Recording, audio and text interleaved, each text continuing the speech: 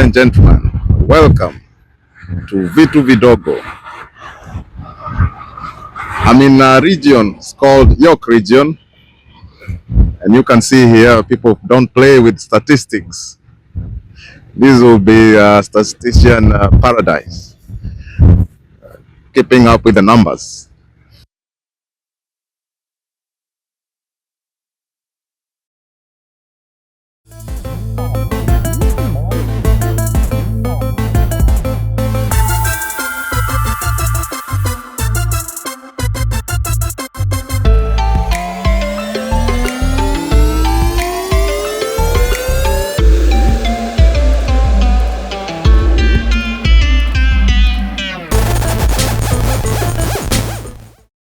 Hello everyone, welcome back to Vitu Vidogo.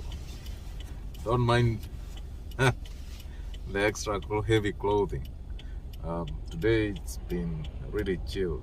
I think, yeah, it's -10 with a wind chill. Like we'll be having gales, and it feels definitely like -15, closing in on -18. Today, the episode we're gonna have is a bit paradoxical because it's farming. Farming is a big thing, and the segment name of my docu-series is Vitu Vidogo, in Swahili for, the small things, the little things.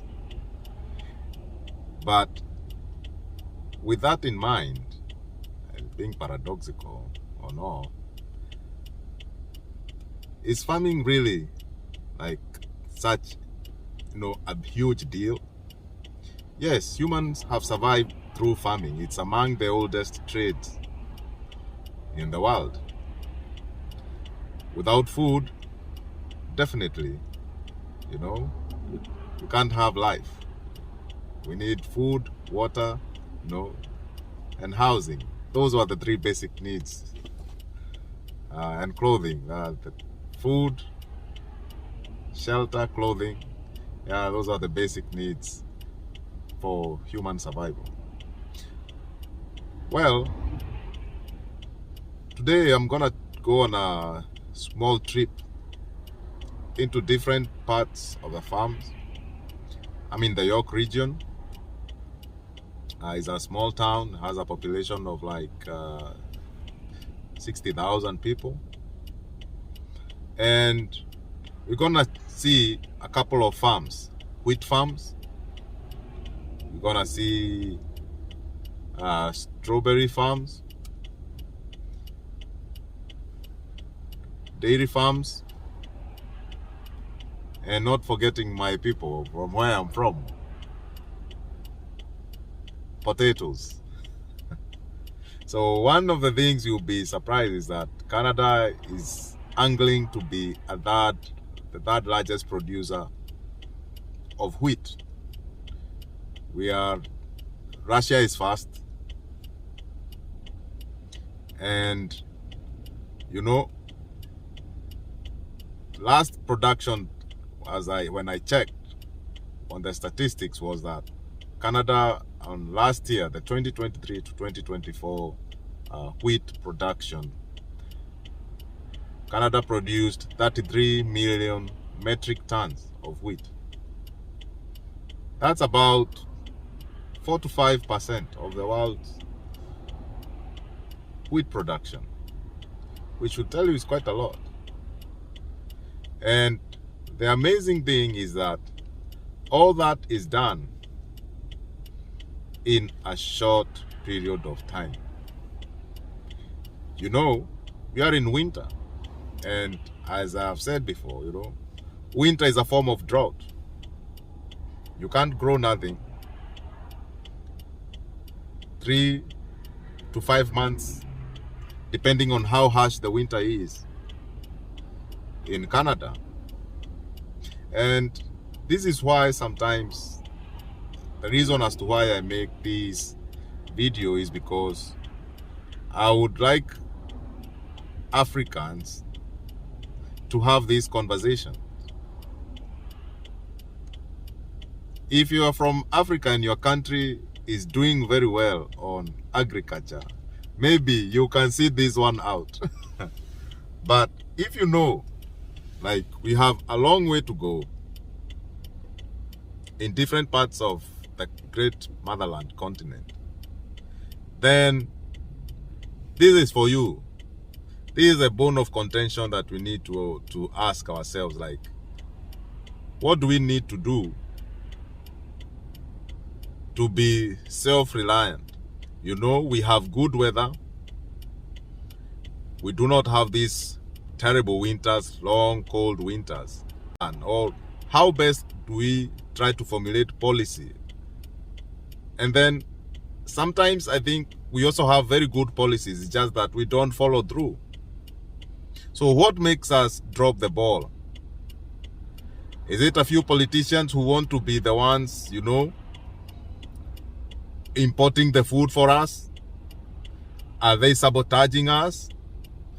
Places like Kenya, sometimes you find a whole government giving farmers fake fertilizer and ruining the crop, the entire crop for the whole year.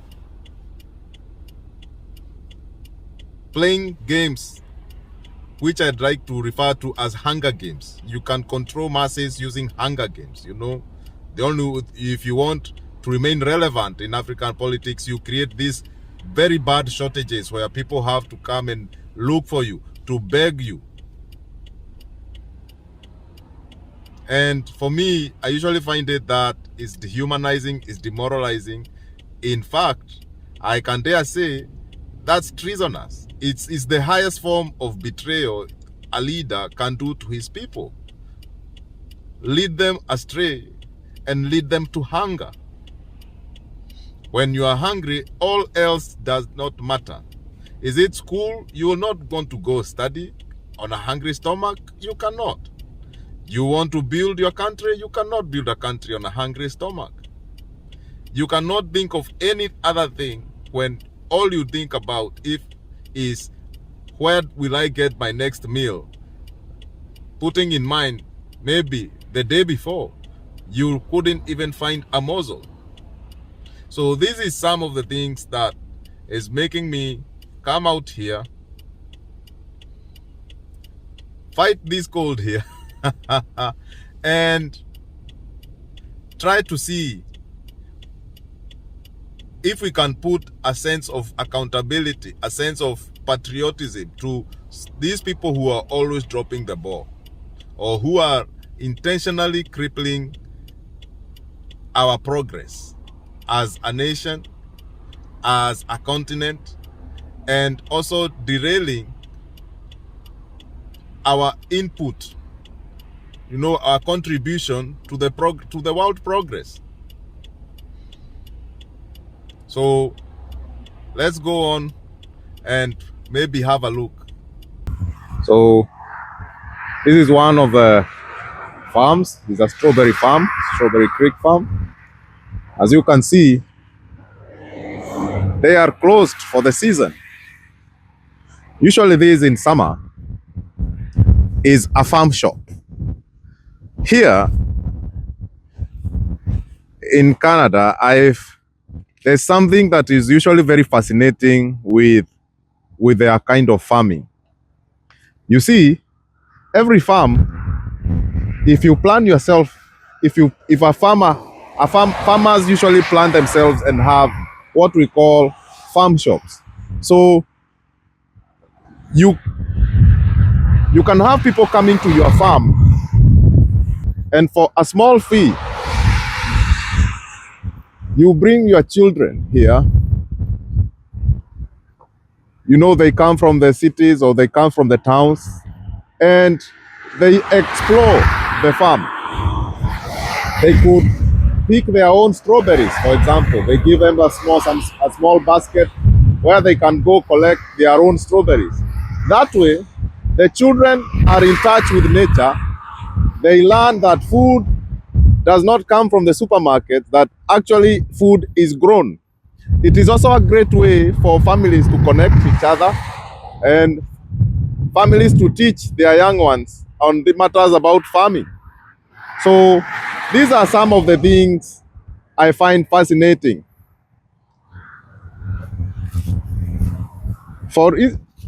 In other cases, if it is a potato farm, they will try to do the same thing.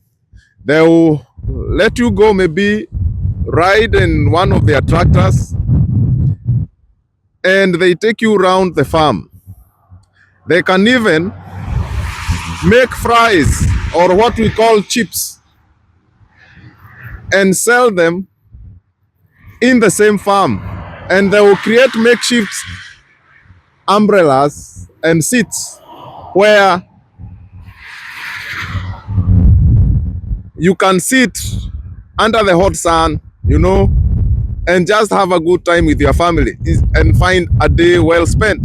So it's a symbiotic relationship, but it's also a nice way that farmers tend to make money.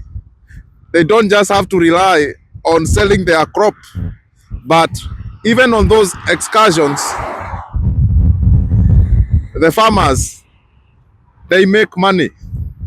So I think if you are, wherever you are in maybe Kenya, Africa, and you're a farmer, and sometimes you wonder, are you gonna wait until, until the harvest? That's what is when you're gonna make money. So you have to think of other ways. That is, like sell excursions. I think I've seen excursions on coffee farms around Kiambu area. I don't know if you even vineyards here. Vineyards in summertime, they have wine tasting. People come in from all over and they pay to enter, and they pay for wine tasting. They may sometimes other farms will be like, okay, come just taste a little, and then you can buy a bottle of wine. So these are some of the things, like unconventional ways, like farmers can engage with their customers. This is the Twinkleberry farm.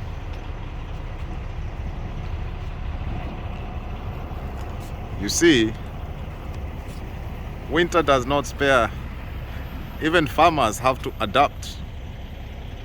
All this farm equipment lying around, but the farmers have as well, they have to adapt. So they take their farm equipment and maybe they modify them for road maintenance and landscaping. I would also like to introduce you to York Regional Forest. This is part of York Regional Green Belt.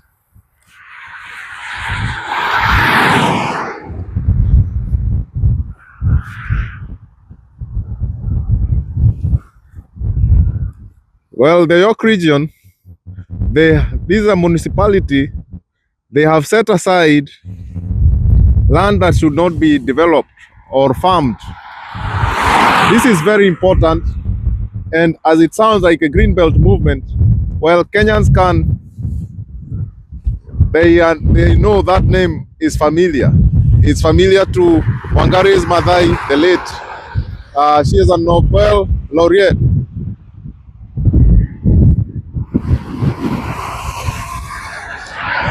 And she championed for environmental conservation. She faced a lot of backlash from the then government she faced at the time, who were hell-bent on cutting down forests and building without care. So you can see, if human beings are left to their own devices, then we will cut down everything, saying, oh, we need this place to farm, we need this place to build. And we forget that, global warming is real. So part of why I'm doing this is because we need to see that sometimes, in as much as we want to have our own needs met, human beings cannot live recklessly. We cannot afford to live recklessly. I would also like maybe you catch a glimpse of maybe the wildlife that is found here. You can see we have a coyote and we have a small bird there. It's called the eastern phoebe. It's a type of a finch. And this forest in summer, people come here, and as you can see with the map there, they come here for hiking. So they have a tract, just like the ones you find there in Karura Forest. It's in Kiambu, neighboring Nairobi. It's one of the areas that the late Wangari Maathai, she really fought hard to keep, because the government of the day in the 90s was hell-bent on cutting down the whole forest and building up things. If we are going to shed blood because of our land, we will. We are used to that. Our forefathers shed blood for our land. We will do so. This is my blood. The other thing I would like you to note, look under these trees. You can see the snowfall. Yes, this snowfall is very important. When the winters have snowfall, this snowfall, it thaws slowly as we go into summer, keeping the ground moist and wet. That way, when you see on the TVs that Canada's forests are on fires, is usually, if you look, you will find out that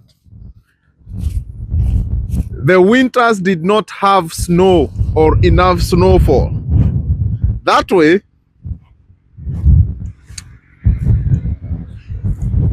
the grounds are always dry and bare. So when the summer comes up, the dry trees or leaves, they can catch fire so fast. But with the wet snow, the grounds, fire cannot spread where you have water. So nature has its way. So not everything is bad about the winter.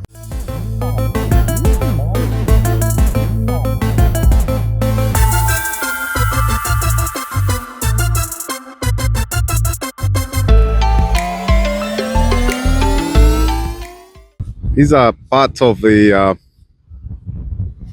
wheat farms, but it may not look like it.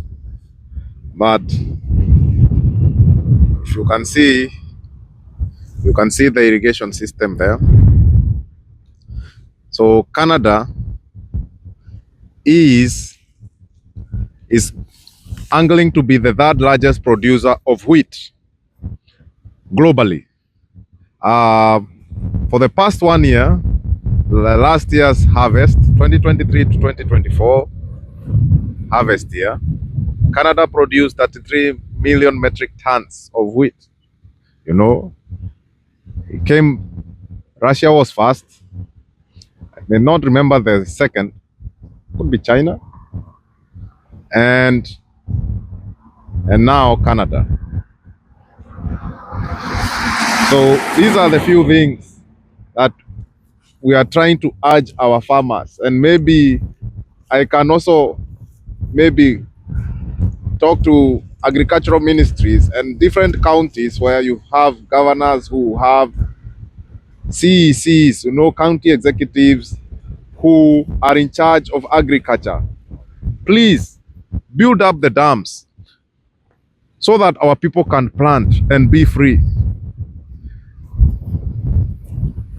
I think it's high time Africans and African try and be, when they say sovereign, there's no sovereignty when you are depending on other countries to donate food to you or to give you food. I hope with the coming in of Donald Trump, Africans are going to wake up, especially African leaders. Nobody is going to baby you. Nobody is going to talk nicely to you. You will have to make do with what you have. You will have to deny yourselves the leisure. You will have to deny yourselves the comfort, the luxury. Tighten up your belts and do actual work. If you do not believe me, then you have a look of what Zelensky, the Ukrainian president, went through with Donald Trump. If you don't want a taste of that and more humiliation, or even worse, indifference from your own people, you really have no alternative but to work your way up. Would you look at that? Nothing is growing here. But come May, because now we are in February, I think we are in March. Come May, 2 months from now, these farms will be full of activity. Whereas we are just playing games, hunger games. You know, even the shocking thing is that even the same Ukraine that is at war, they are still doing a lot of farming. I think even when they were in the thick of things, they donated a ship load of wheat to Kenya. Can you believe? Can you imagine? You are at war and you are still solving somebody else's hunger problems.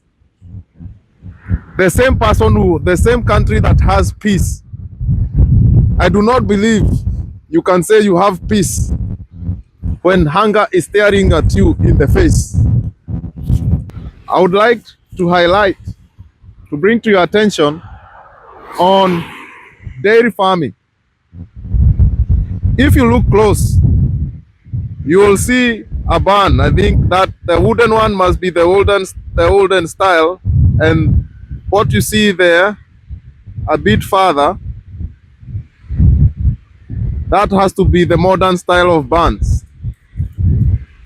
And of course, you can have animal fodder and maybe grain reserves there. And I would also want you to note maybe that is also maybe the farmer's house. Winter here is very expensive because you see all these things, they need power. You need a lot of power to keep things running and warm as you do the day-to-day activities on dairy farming.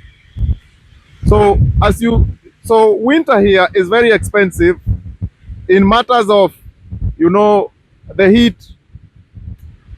And these are some of the things we do not face in Africa. So sometimes you can see that Mother Nature has really favored us. Those of us who we just, you know, we have it good, but we don't know how good we got it. So for me, it's to actually, I'm trying to put the ball on the farmers and the policymakers that we can actually do better to be food sufficient. We are not tied down by nature, you know. It's just that sometimes the biggest problem we have is a helplessness that we have created ourselves. As I said before, if you do not want the humiliation that comes with begging for food, begging for aid, then Africa has to do better, because others are not waiting to be helped. they are actually doing the work themselves. So please,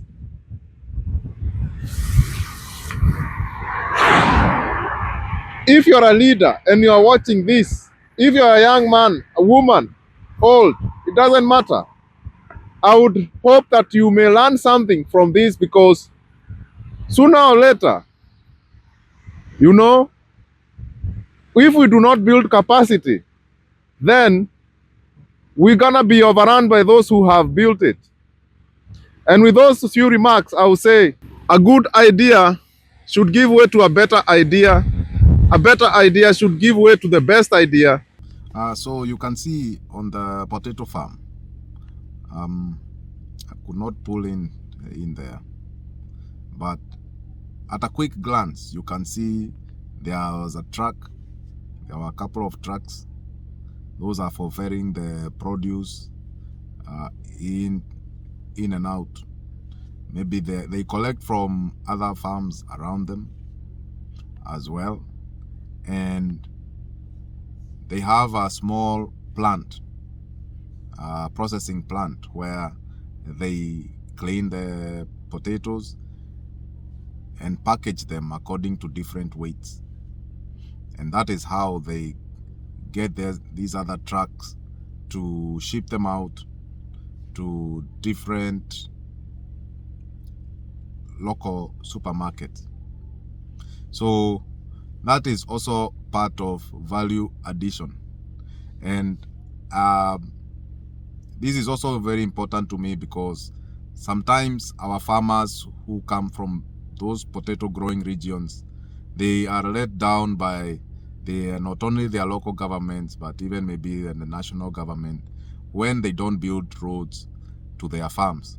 So sometimes you find these farmers having heaps of potatoes rotting on one side of their farms. And you will be surprised when all this food is going to waste 2 counties or 3 counties away. You find people dying of hunger because we have not built enough infrastructure. Sometimes I wonder if these governors even talk to each other, you know? Why not make a small block? Like, if I'm from a county that, you know, your governor, you know, your county has severe drought, and you are north of a county that has all this food. Why not find a way to maybe pave some roads all the way there?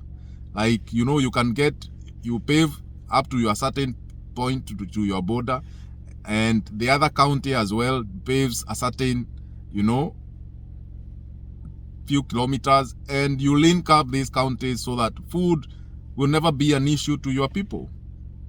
The same thing even with cabbages, you know.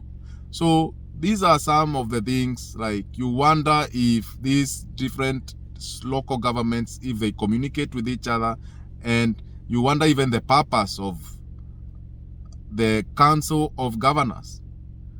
It's like they only meet when they are just having a good time and when they want to demand money from the national government. These are, you know, and the national government sometimes, when they are bringing in a project, they want to act in a way like what the right hand is doing, the left does not want to know. And yet you are serving the same people. So we need to reduce those bureaucracies that slow down development, and, you know, or they never reduce the time for service delivery. It's always complicated. Yet things that are straightforward, we make them complicated for no reason. So I had to say something about the potatoes, because, you know, it's also an alternative starch. Because sometimes I think Kenya and maybe East Africa region, we rely so much on the maize. So when we go on a shortage, we have different types of starch that, you know, potatoes can stand in the gap, rice can stand in the gap, and all these need infrastructure to move. So let's build an Africa that has food security. And with those few remarks, sayonara.